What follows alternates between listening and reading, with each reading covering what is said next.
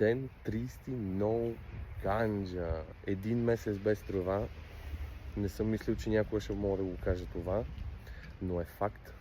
Чувствам се по-жив от всякога, чувствам се по-щастлив от всякога. Вече всички гадни симптоми от спирането ги няма. Нито главоболия, нито нерви, нито потене на ръце, нито кошмари. Общо взето се чувствам по-жив и по-щастлив от всякога. Това е най-доброто решение, което съм взимал някога.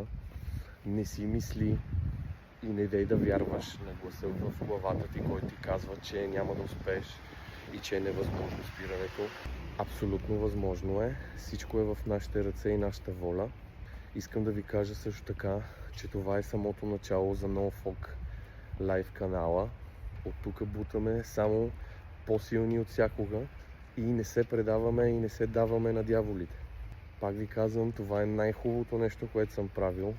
Не се самозалъгвайте, че е много яко да се пуши и че получаваме нещо позитивно от цялата тази работа.